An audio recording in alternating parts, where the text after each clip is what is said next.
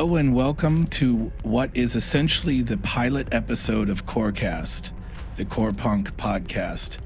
I'm your host, the creator called BOAST, and with me tonight, is he a man, a myth, a legend? He might even be an end boss. We'll find out in the next coming months, but tonight we welcome Dvalin. This man is making premium Corepunk content on his YouTube channel. You're going to find that at /DVALINDK. And he is one of the reasons that I am excited about Corepunk and also interested in creating Corepunk related content. Hello, Dvalin. Welcome to CORECAST. Hello, and thank you for having me today. Absolutely my pleasure.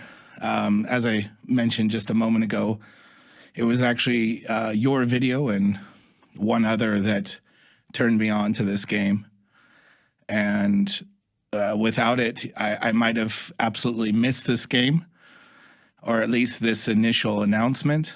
And I went from browsing YouTube videos, searching for something like new MMOs 2020, and I found Corepunk and I found your video, and you've been constantly, or as constant as possible, releasing new content around Corepunk, and it's been really cool because the announcement process by the developers themselves has been understandably slow-paced, as it is in early teas before even a closed beta, or open beta, any of these kinds of playtesting. So very early in this game. And I know when you saw it, you were immediately excited to the point where you wanted to create content about it, to the point where it brought you to an emotional state that was recognized by the devs, who then brought you a gift, which was pretty cool. So before we get started, I guess I just want to hear from you. What was that moment like for you when you first saw it? Besides what we saw watching your reaction video, what was it like for you to find this new game? Well, first, thanks for all the kind words. I really appreciate that. So I was actually totally in the same boat as you. I was Googling and searching for new MMOs in 2020. And suddenly I just someday stumbled on YouTube and I clicked on my subscriber buttons, and then suddenly I saw IGN uploaded a video called Corepunk. And I was like, what is this? And it was 2 at night, I think, in Denmark. So I was like, okay, I will watch this before I go to bed. And then I saw the trailer and the game was just fantastic. I mean, it had the core elements I love in Diablo of the gameplay and bits MOBA, and then it has this MMO feel like a World of Warcraft for me. It's just this game has all the things that I love, and I got so emotional when I watched this video, so I had to record it, and that day just turned up and down of my life, basically. I love it, because I think what you just described is exactly how I feel, which I guess this is why we're here talking about this game tonight, is that, and I think the community and you and the developers will, I'm sure, get to know more about me through this process and through these podcasts and any content that we create in the future. But I have a background in games. I work in games at the moment. And so for me, this game, what you described, this combination of MMO, but with an isometric Diablo dungeon crawling, MOBA-inspired game. This is like a hybrid of all my favorite genres slapped together. And in my spare time, I also very slowly dabble in development, sort of trying to create these passion projects that I would love to see the light of day. And I don't have to do that anymore with this genre because they're doing it. And it made me so happy to see that, because this this game was on my passion project wish list, if you will. It was something that if it wasn't going to be made by someone else, I would actually love to at least dream about making it. Maybe not ever get to it because, it takes a significant team to create something like this, and a lot of time, as we know. They've mentioned they've been in development about 5 years or so. So yeah, I saw this and I was immediately hooked, hook, line, and sinker. So yeah, I wanted to also share in this content creation inspired by you, inspired by the game, and also just inspired by my need to be creative. So before we get started, I just wanted to say, not much of a disclaimer, but just to really throw it out there that in the process of discussing this game, anything that seems to be negative in our opinions, and I hope I can speak for you here, and I think I can, is just discussion about the game and just our own personal opinions about what we've seen so far and maybe what we come to expect. And there's nothing but love here for this game and for the developers and everything we've seen so far, which is why we're doing it. So I wanted to say that. And next, I would like to get into the list of content that we will explore tonight. So the first thing that really captured my attention, and this is something that I really gravitate to in games, is factions, or in this case, cultures. And we've had some cultures revealed to us, and I would love to dive deeper into these cultures. And we've spoken a little bit about this on the Discord, and I know some people have essentially said, who they would start with or ideally work with early on, not knowing very much except that we will encounter these cultures in the game. And so I'd like to talk more about that. Also, questing. Questing I'm really excited about because questing is a thing in MMOs that, if it's done wrong, it becomes a meme. And if it's done right, it will absolutely immerse you into that world and carry you along weightlessly through the story and through your progression. And so I found a quote essentially from the lead narrative designer, Vladimir, who I would like to read back and then dive into that as well. After that,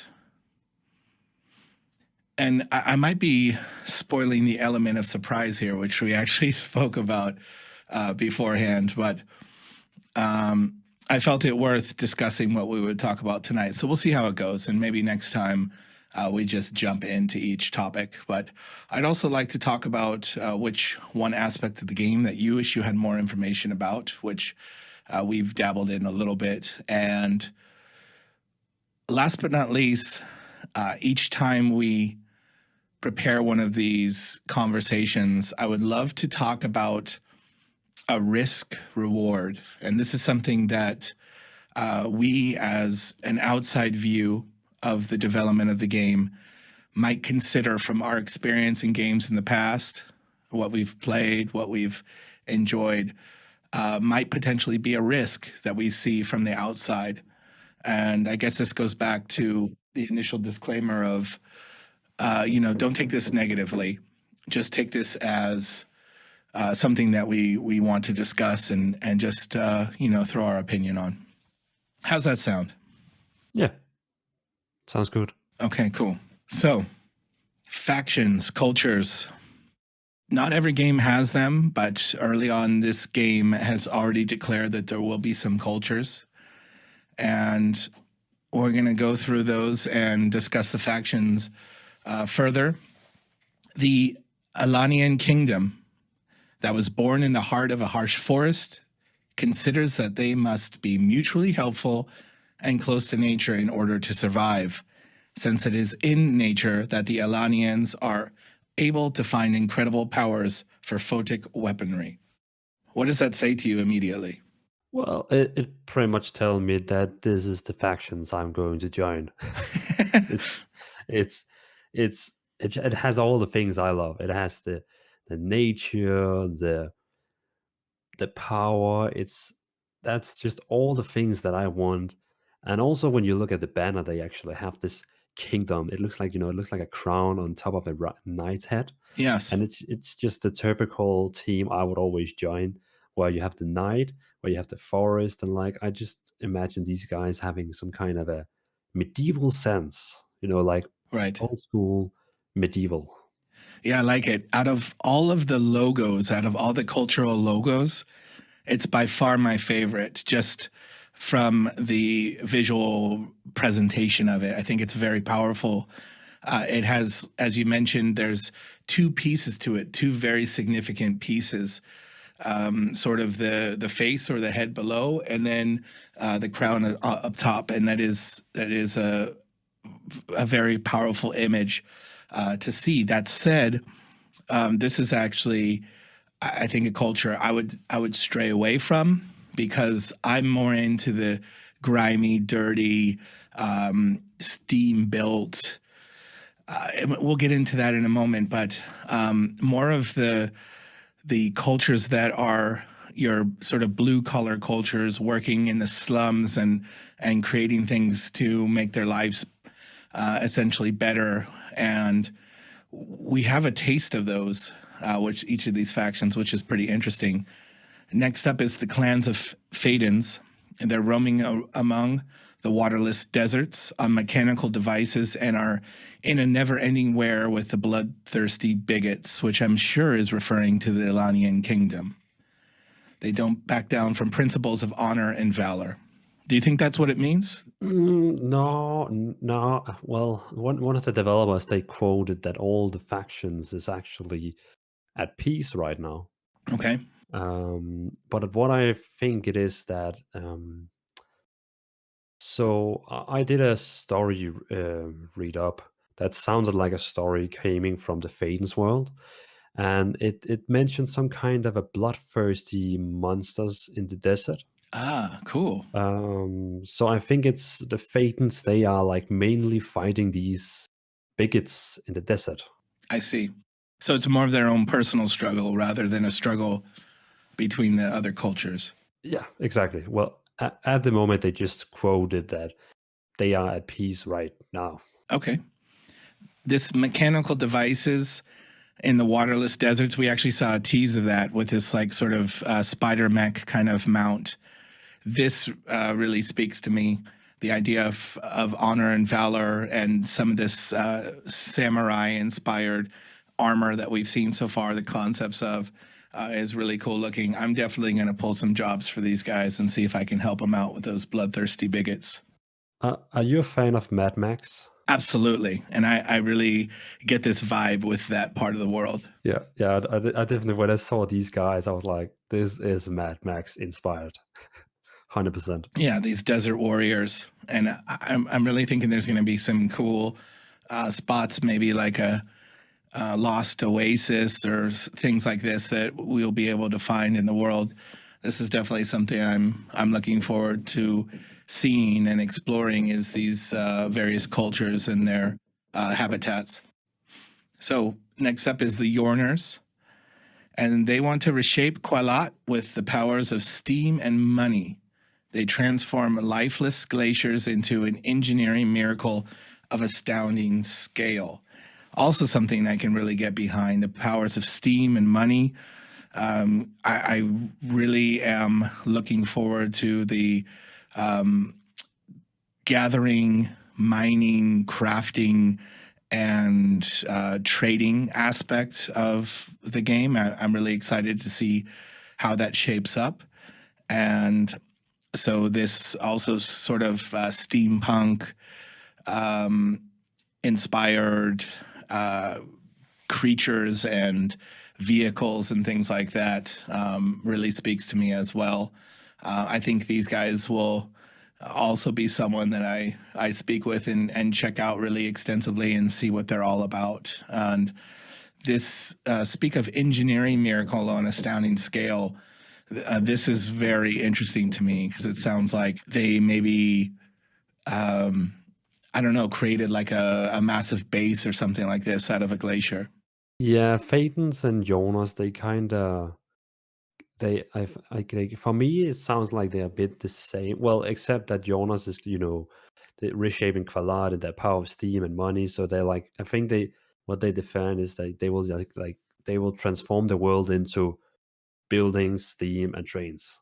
That's so cool. And we saw some of those trains early on. Yeah. And they look very cool. It looks like a dirty, grimy, steam and coal powered kind of dystopia there that they're living in. Very exciting. Yeah. And last but not least, the Quadari, built on swamps, a community of limitless opportunities. But corruption, crime, and intrigues abound underneath their slogans of absolute freedom. Most of the population lives in dire poverty, and whatever its inhabitants have in savings is only spent on fashionable implants, probably some of that coffee we saw in your video, some of those drug houses that we saw, and the dirty slums glow in neon billboards is what it says. So this is that inner city sort of neon glowing cyberpunk kind of inspired area we saw. And I feel like there's a lot going on in there. It's probably the faction that at least talk to me. It's I mean, that's the same with the Cyberpunk 2077 game that is releasing with Keanu Reeves. Yeah. That game doesn't talk to me at all. It's like that cyber world with new technology, robot world, and all that. That's like, that's not really my cup of tea. More saying coffee. So I would probably say Kodai is on my number 4 of the factions. Okay. Then Jonas will be number 3, Phaeton's number 2, and Elenian number 1. Okay, in the order presented. And I believe this is the order presented by the developers as well. So, yeah, that's interesting. I would have to say, this is a hard one for me. But I think the Phaetons are my number 1.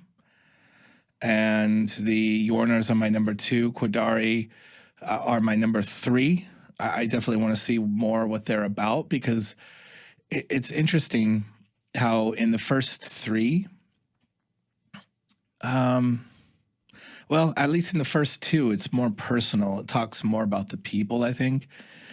In the Quadari, it speaks more to the crime and intrigue and the things happening in the situation that they exist in. And then the Yorners, it's also not so personal. It speaks more about just this group of people relishing in their steam-controlled inventions and the money that they make, and this miraculous creation that they were able to create. So, yeah, it's interesting to see how these play out and how much they do affect the story and the game and the choices you have to make, whether they're there as sort of a flavor, and like Diablo, for example, the Diablo 3, the latest Diablo, for example, each section you go to is sort of just a level up in your progression, but you're presented with very different looking sort of base of operation and base area that you're working out of, and it doesn't add too much to what's going on. I would argue, other than it's just kind of guiding you through these different areas, so that I think it's not so monotonous to progress through the game as you do. But from the content that we've had revealed so far, the Q&A and these various discussions, it feels like these cultures could definitely really play more into the story and this immersiveness that you are able to capture as a player. Yeah, and also they quoted that the factions you choose is also depending on your start area. So depending on which faction you chose, you will actually start with your character in that place. And that's pretty cool because you mean you like the Fadens, I like the Lanians. That means that people will be more spread out in the world at Right. start, also with the game releases. And I guess that's cool that we're not all the same and all like, just the Lanians. For sure. What do you think this plays into starting the game though, and how that works? Like, say for example, we're in a guild together, and we have a big guild, and the more people in our guild, maybe the more spread out we could potentially be if our starting area is determined by the culture that we start with. How does that affect the start of the game, in your opinion? So I don't see it as a problem that all different people are going to start in different start areas. Like if you look at World of Warcraft, Guild Wars 2, a bunch of other MMOs, you always start at different places depending on your race or faction. And later on in the game, when you go to about level 10, you will meet each other up. And in that time, you actually know how to play the game, you know how to do the stuff. And then I think it's okay that people can then play together. But I don't see it as a problem that at the start of the game that you are not able to see your guildmates that hasn't chosen the same faction as you. Yep, I agree. My favorite of those was how Guild Wars did it with the races, and the fact that you can actually go and explore those same areas later, even if you're from a different race, and try and get that completion. That I think was one of the things that made Guild Wars 2 such a great game, in my opinion. It's actually one of my favorite games. Is that you're rewarded for everything you do, so there is no penalty for starting in a different place. And like you said, you will eventually meet up with your friends and be able to move on. And you can always revisit those places later if you want to. Yeah, definitely. Guild Wars 2 is probably my number two most best MMO played, and Okay. I love that. Yeah, I love this. I love the thing that everyone is just in one faction, and that's exactly what Corepunk is going to do also. Right. Except you chose a faction at the start, but that is not like the end of your life. It's just the way you start. Right. It's just part of the story. It's just one chapter in your story. Yeah. Exactly. Yeah, I like this. And I like being able to go between, and if it turns out that maybe I don't agree with the principles of honor and valor after all, and I'm more interested in steam and money, the Yorners are there to support that decision and my change of area.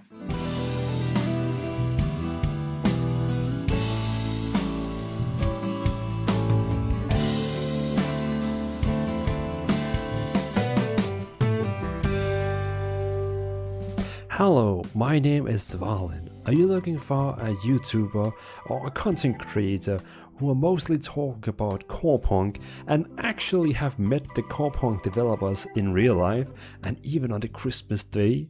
Well, that's me.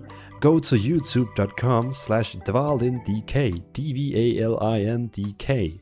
Again, youtube.com/dvalindk. I am doing a lot of content about Corepunk, but also about other MMORPG games and RPG games. So come and follow me and follow the journey through Corepunk the game itself. Thank you and have a nice life. Okay, so on our next topic for the CORECAST podcast pilot episode, I'd like to speak about questing. And I found a quote from Vladimir, the lead narrative designer on the game. And I'm going to read the quote, and I would love to discuss it in full because it really makes me excited for questing. So I'll share this now. In regards to quests, we are definitely on the same page with you. First and foremost, we are gamers. We love choice, consequences, unexpected turn of events, diversity, humor, including dark humor, and the story behind each character. Many of these characters successfully survive in Qualat, and if they are entrusting one to take care of some unimportant task, such as the extermination of rats in a basement, perhaps this is a trick, or perhaps this is a test, followed by a real important task. We don't like quests just for the sake of golden experience. The chosen ones, moralization. In this world, there is no unifying morality. And that's from Vlad. So it really speaks to me. And whether or not they are able to stay true to this vision, and not saying that they're not capable of that, but we know that time and money and all of these factors that go into game development are some things that will sometimes, unfortunately, play against your vision. But if they are able to stay true to their vision, I am as sold on this game just with their ideas in regards to questing. Well, it's if what he says is true, then I'm totally in also. I mean, it sounds epic that I mean, games where you just love doing the quest after the quest after the quest for just knowing more about the quest. That is really what drives people to do questing. But games where sorry Blizzard, but games where like in World of Warcraft where you just have to go out and kill 10 boas and then kill 10 pigs or 10 torrents because of no reasons, but you just need XP and gold. That's like, why am I doing this again? But if we actually get some kind of a cool lore and a kind of cool mission and some kind of cool information for doing quests in Apex, sorry for Corepunk. Why did I say Apex? Then we'll get to PvP later, so hold on to your hat. But yeah, we're talking about Corepunk. So, well, I mean, just if that's the law and the quest that you actually do quest and you actually get more information, like, I mean, why do people actually play Witcher 3? Well, that's because they want to know more about the game and more about the quest and more about the lore. And why do people quest in World of Warcraft? That's because they want to go to a high level. So I hope that Corepunk will have the same thing, that you want to do the quest, not because you want to go to high level, but because you want to explore the lore. 100%. Having to go kill a few rats or, like you said, a few snakes or so in the forest, and then do the same thing in the swamps, and then do the same thing in the desert. This is just really lazy. This is lazy storytelling. This is filler content. Yeah. And this is saying that we have this story and the important parts will be revealed to you in cutscenes or, major beats in the main story quest. But for the rest of this, we're just going to throw trash at you and you have to do it. Yeah. And I am 100% not into this kind of questing. This is really when I really lose motivation to play a game anymore, when it's like that. This is a real buzzkill for me. This is a real deal breaker for me. If I'm bored doing the quests, then I'm not going to last very long in the game. Well, at least they have to be some kind of other filler then. Yeah, if it can still be just filler and small quests, but you can still creatively tie it into your adventure. Yeah. And make it make sense and make it relate to what's going on around you, and make it relate to the bloodthirsty bigots, and make it relate to these engineering miracles and money and power and Steam created things and incredible powers for photic weaponry and things about restoring nature. Like, the thing that kills me in games is when you're in a place like the Alanian Kingdom, which is all based in a forest and they're close to nature in order to survive, and you get a quest that's like, go kill things. It just doesn't make any sense. So, No. Yeah. That's what I'm hoping. This quote here really got me excited, so I wanted to include it in our conversation. Yeah, and I would like if they do something close to what they're doing on Guild Wars right now, like today, where they release a new chapter of lore, like every third month or something like that, Hmm. and it actually doesn't have to give anything else. And I mean, in Guild Wars they don't give any new dungeons, new anything. They just simply give more lore and quests, Right. and I mean that's enough. If of course the quests are fun and have nice lore and not just kill 10 snakes. Right. Yeah, I'm excited for it. I think this will be, again, if they're able to stay true to their vision, I think it's a very important part of this entire conversation about this game. Hmm. And this, I think this will kind of segue into some of the later topics for tonight. But there are some things that are going to hold this game together. There's these game pillars that, correct me if I'm wrong, but they've explained that all of these game pillars, whether it's going to be PvE, PvP, or a crafting kind of experience, or a gathering and mining kind of experience, they will all be as valuable as the others. And with that said, to make PvE and this general progression of your character worth as much as just leveling via PvP, I do believe they need to stay true to this ideals that they have there.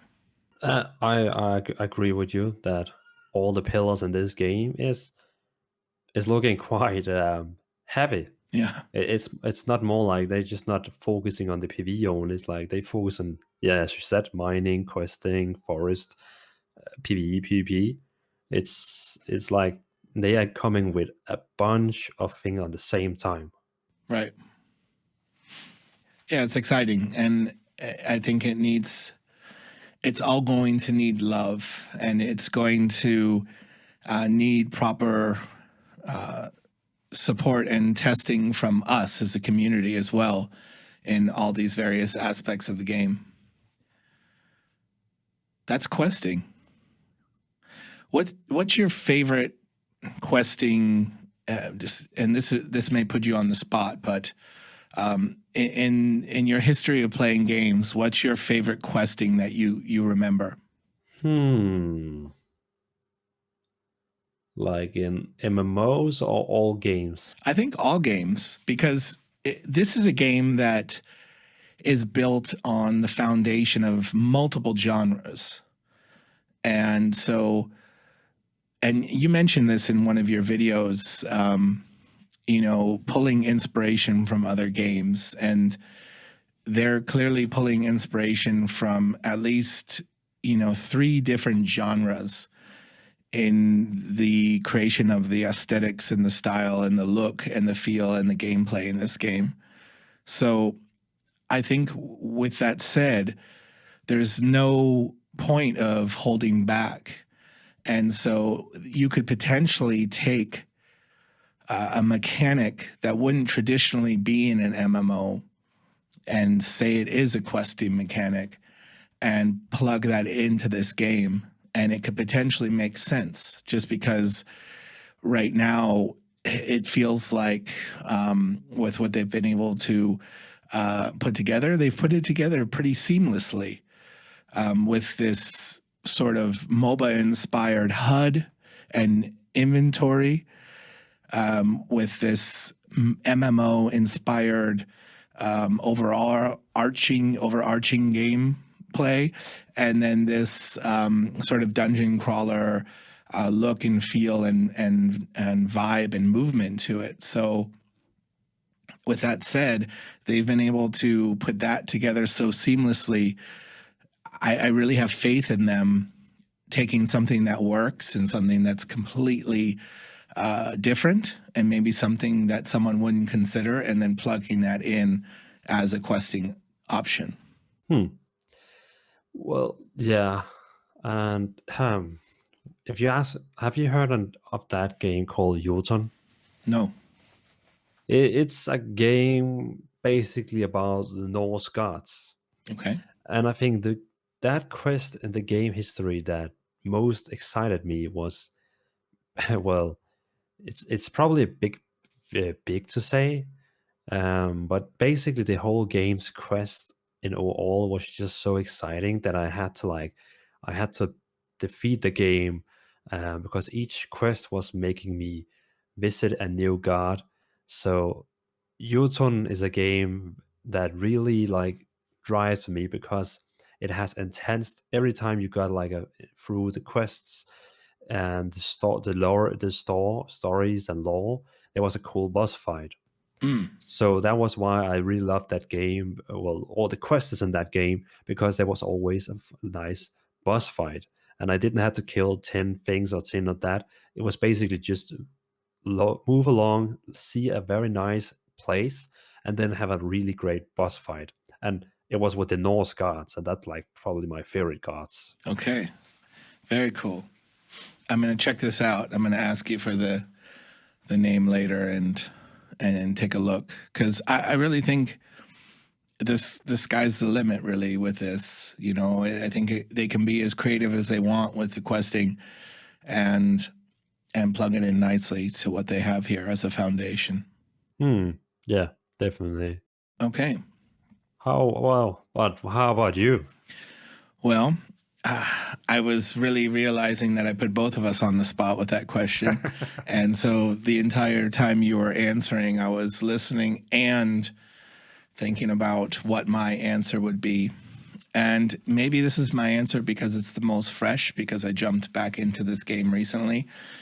And I know one of the reasons that this is my answer is because of the entire questing mechanism is completely voice acted. But I recently jumped back into Star Wars The Old Republic, and I've been working on completion of all 8 class quests. And for those of you unfamiliar with this game, it's an MMO where every single voice line or every single bit of dialogue that's in the questing system is voiced by voice actors. And this is a major accomplishment, but it also was at the detriment of a lot of content that should have been in the game at the beginning, and I think is working its way into the game now. But focusing on the questing itself, everything is voice acted. It's unbelievably immersive. Everything is really cool. Cutscenes and story-driven content, including what you do. And even when you are going and killing 10 of this or 10 of that, the story is told in a way that it fits the Star Wars lore and environment. It fits the specific story that you're in, and it ties it into the world that you're in, and the character you're playing, and what it is you specifically are up to in your story. It complements everything you do, the way the story is told. So even if it's the most minor of what could potentially be a really boring, tiny little side mission, it's told with very expertly done story-driven content. And so I would say in recent time, this is my favorite question, because I never get bored. I'm always rewarded with more information about the story. And a lot of the voice actors are really great. They're really top-notch voice actors. And so getting that story told with their epic voices and in this world that I really love, and having it push my own individual adventure forward, it really speaks to me in that way. And so I would say that's my answer. Greetings, adventurer, and welcome to COREPunk. an MMORPG where you'll experience fog of war in a vast, seamless open world. Miles and miles of wilderness to get lost in. Discover a small camp in the middle of nowhere. Or a busy metropolis booming with life and activity. You are free to go wherever you want. Use public transport to reach remote locations fast and safe. Begin your journey by creating a hero. Each has its own unique role, abilities, and a set of fighting styles. Complete quests for NPCs who are too busy to do it themselves. You're gonna need a better gear for that. Kill monsters to earn gold. Shred them with your best move. Be careful, though. They get pretty crafty when fighting as a unit. Grow crops. Chop wood.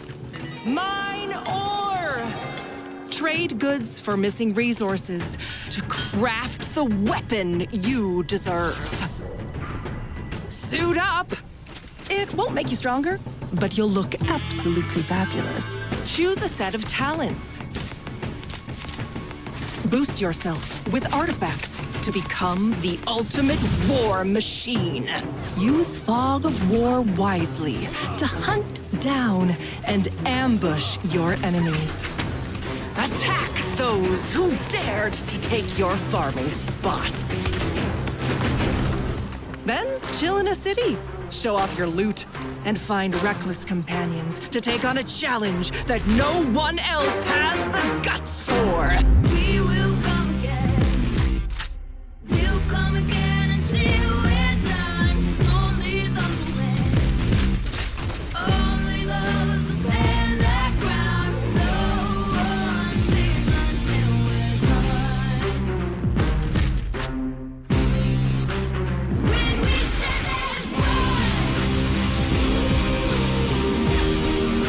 we won't think till we're done. When we stand as one, we won't think till we're done. When we stand as one.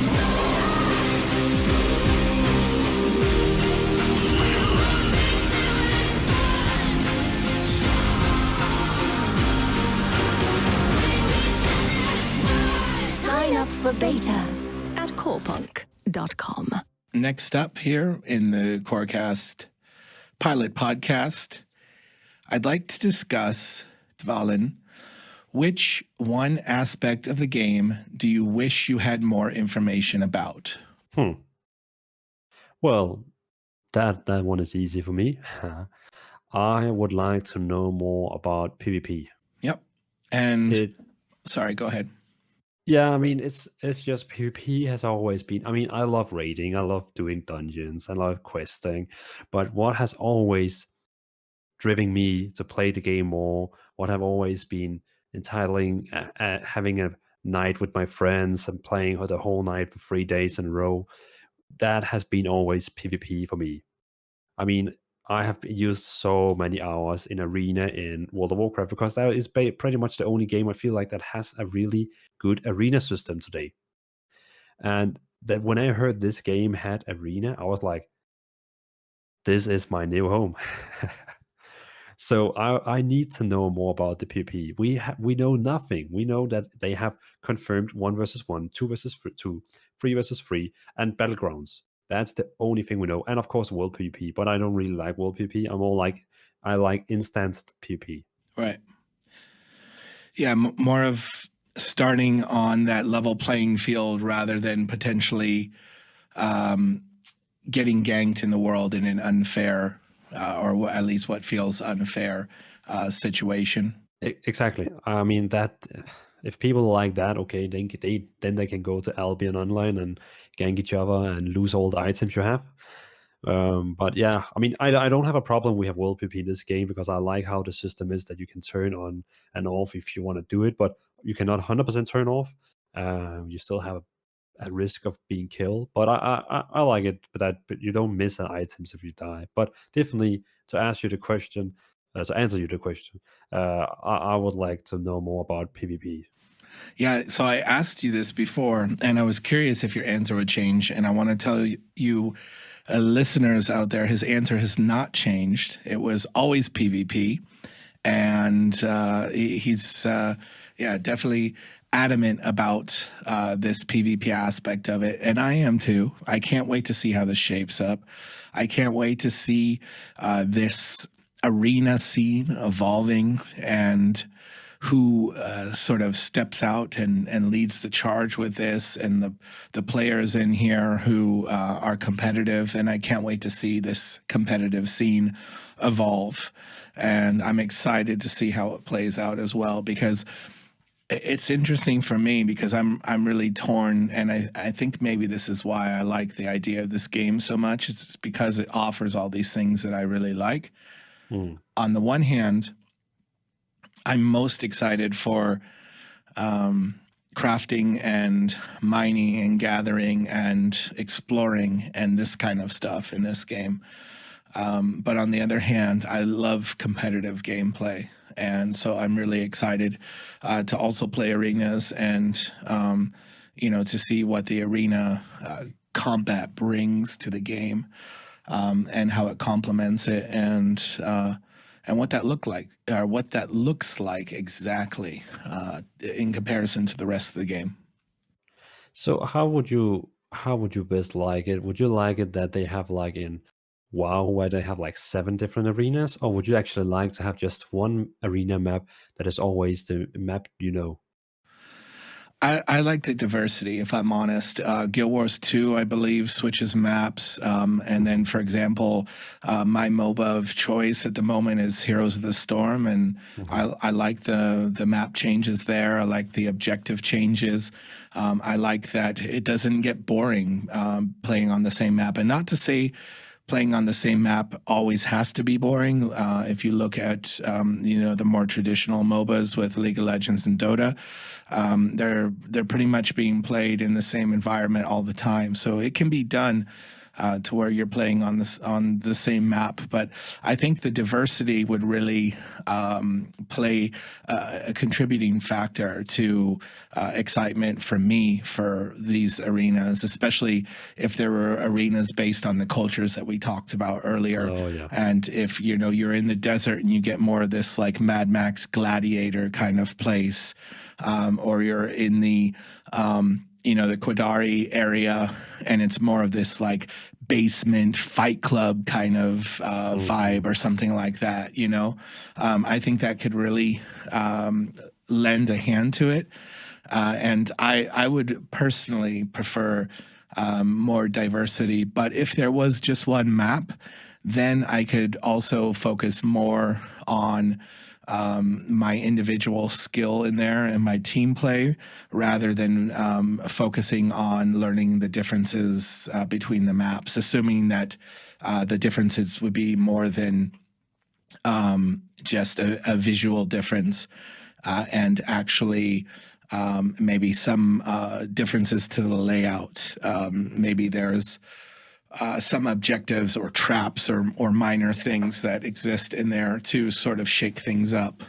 And maybe those would be different in the different areas. I mean, eventually you're going to learn all of the maps and the ins and outs and how they work and how to best play them. But then potentially you get into situations like in Heroes of the Storm, for example, where there are characters that are or champs or heroes that are better suited for different maps. And if you get in the wrong map with the wrong champ, then maybe you run into problems. So I don't know. It's a really good question, because I think they could go either way successfully. But for me personally, I think diversity is king. I think that's going to really lend to the replayability factor and the excitement of queuing up for an arena. Yeah, I like the idea with the different factions arena. That could be very interesting. Right. And maybe there's even your PvP rewards are tied into those different factions. I don't know, just food for thought. But you play in a particular arena and maybe you get paid in their tokens or their coin or whatever it happens to be, and you can get PvP gear from that faction. I don't know. There's a lot you could do with it. There's definitely a lot you could do with it.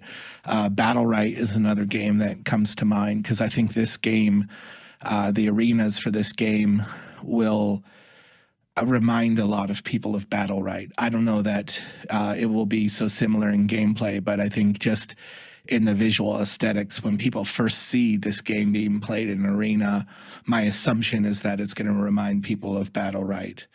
And one of the things that I liked most about Battle Right was the different arenas. The gameplay was pretty much the same across the board, but the way you entered the arena was different, and the aesthetics of the arena was different, and I really enjoyed that. Battle Right was a really good game. Yeah. I mean, we can of course discuss the WASD movement or versus the click movement, but in total the game was so good, and I really feel bad that the game has been pretty much to close. Well, they stated that they're not going to do anymore, so that's a shame. I saw potential in that game. Yeah, that's a risk with a niche, independent, PvP only, multiplayer only game. I think that's the risk every time with a game like that, is that it is going to have a very rabid and dedicated core fan base, probably for a significant amount of time, especially in considering life cycles of games these days.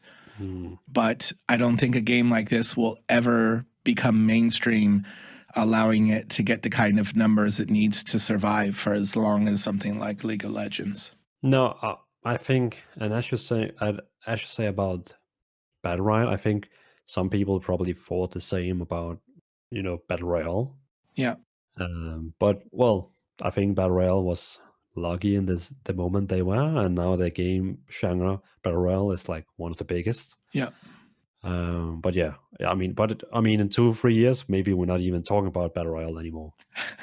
Yeah, we'll see. I mean, it was the same thing with MOBAs back then, when MOBAs just exploded onto the scene in popularity, like Apex Legends, for example, in this generation of Battle Royales. So that said, though, MOBAs are still a major part of game consumption. I think they're this place or this genre that has found a really significant place in the lives of gamers. So, yeah, we'll see how it goes. I really do have a lot of faith from what I've seen so far in this game, and the fact that it is tied around this quest and story-driven, potentially PvE MMO experience. It's really cool because regardless of how many people are mixing it up in the arenas and in PvP, you can always jump in and quest and do your thing in there.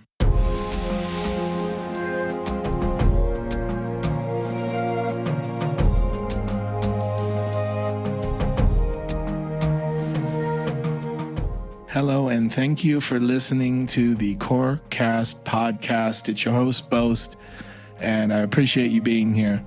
This is a passion project for me around a game that I have high hopes for, something that has blended my absolute favorite genres into what so far looks like could be an absolute masterpiece.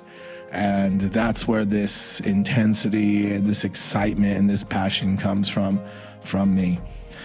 I wanted to give back to the community creatively, and that's how this podcast was born. We're going to be putting it up on our YouTube channel and on our Spotify channel for your consumption. So please don't hesitate to subscribe, like, follow, and join us here at the CORECAST podcast. Thanks for listening, and stay tuned for the next topic.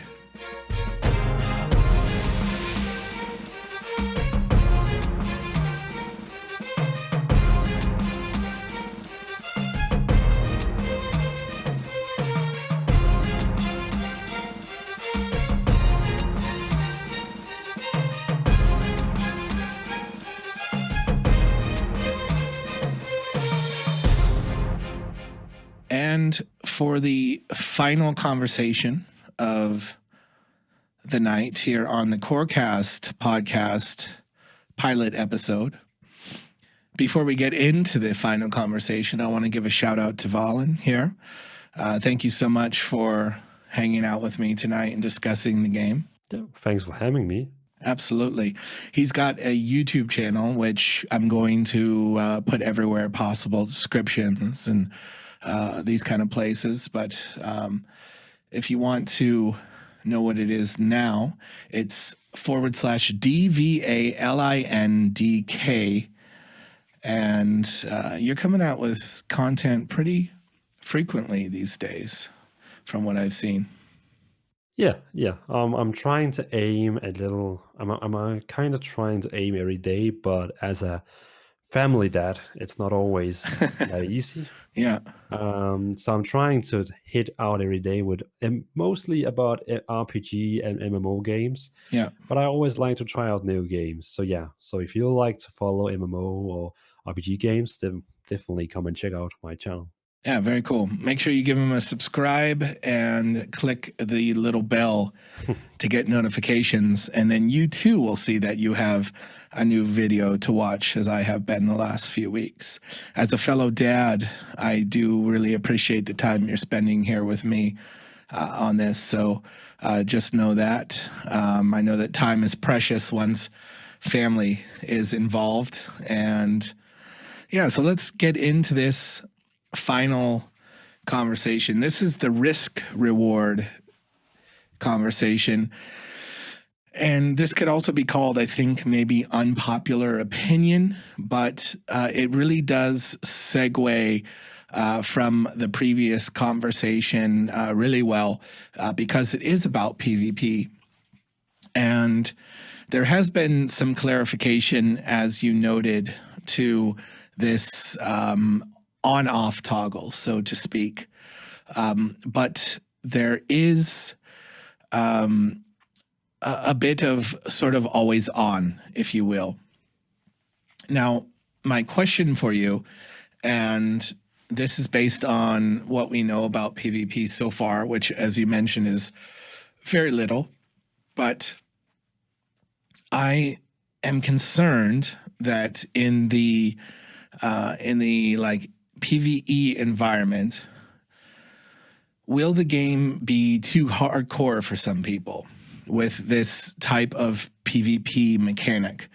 Is the always on PvP mechanic potentially going to make PvPers the strongest? I'm talking about in-world PvPers, these player killers that have emerged since the announcement of the game. Will it make them the strongest pillar of players? Because, and why I ask this is, if you take two players and put them in the map together, and one player is a PvE focused player who is out there to explore and mine and look to take some of those riches back to the town and maybe craft a little outfit for him or herself. If this player runs across a PvP player, someone who is in the world to look for PvP situations while going about their questing and everything else, my question is, will that PvP player have an advantage? Not necessarily like a geared advantage or a level advantage, but will they have a tactical and mental advantage over the PvE player? And will that essentially make them the more powerful PvE player? Well, yeah, a very hot topic. That's definitely one of the most discussed topic on the official Discord server. And so the reason for why I really dig into this question, this topic, is basically it all goes back to my dad. And now you're probably thinking, why your dad? And that's because he's actually a very hardcore MMO gamer, like I will see myself as. The problem is he's not very fast on the keyboard. He's not very fast with the mouse. So when someone who loves PvP goes in hand with him, in open world, he would definitely always lose. And that's of course a problem. But in games he normally plays, it's not a problem to die in open world. The same I see for Corepunk, that because he said he will try out the game with me, and that means he can run around. So not just him, but people can run around in Corepunk, but they will never feel safe. They will never feel safe when they go down fishing. They will never feel safe when they go out and mining. There will always be a little thing in the back of the head saying someone can come and kill you. And yes, in the start I was like, is this really a good thing? Because now people can go in and just fish and turn off the brain. But in the end, I was thinking like, how the PvP system works is that if I don't want to do PvP, I can turn off PvP. Well, turn off PvP. That means people can see my nameplate will be yellow. And it means that, hey, I don't want to do PvP, but you can still attack me if you have enabled PvP. Though if he attacks me and he actually kills me, he will get karma points. And if he do that too often and kill too many people who don't want to do PvP, he will in the end be a criminal. And then criminals, if they die, they will lose an item, one of the precious artifacts, or even the weapon. And then I'm thinking, okay, so he can have fun killing people who don't want to get killed, but in the end, he will actually be the guy who will be laughing at least, because he will actually be losing an item. So I was like, no, I actually don't see it as a bad thing, because as the developers on the Discord quoted, we don't like ganking in the opens if people don't like it. So we are punishing the PKers, the player killers. So I think it's fair that, yeah, you can kill whoever you want. You can be a douchebag and kill all the nice people if you want. But in the end, karma is here. Got it. I love it.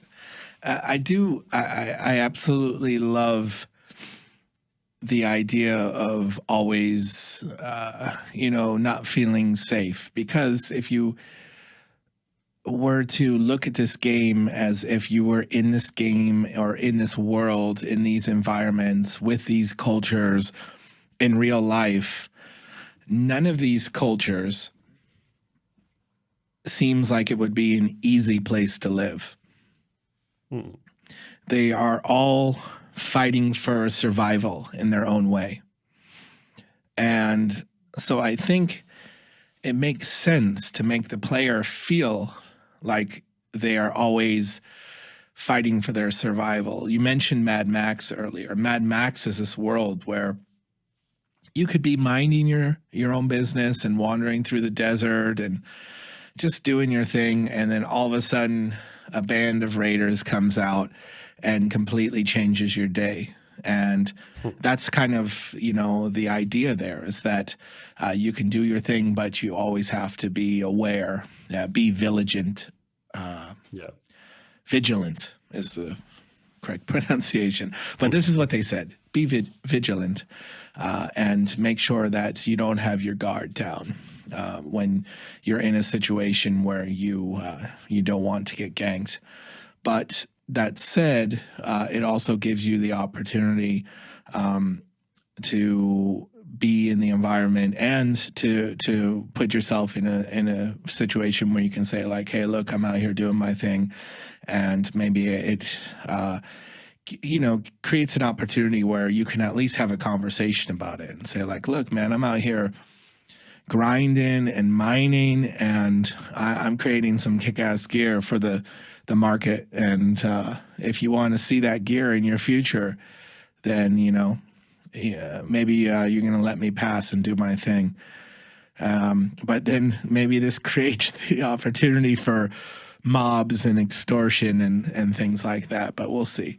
We'll see how it plays out. I think it's really cool, but I definitely think it is a very volatile subject, which is, I think, going to have split opinions around it. And I'm sure once we get more information, it's going to potentially calm some people down, but also maybe agitate others, depending on what they're looking for in the game. But that said, if the existence of an open world PvPer becomes a struggle because you're picking on too many lobies and new players and you're building up karma points and you really do start to feel that pressure, then there's always actual PvP arenas where you can go and get your bloodthirst on.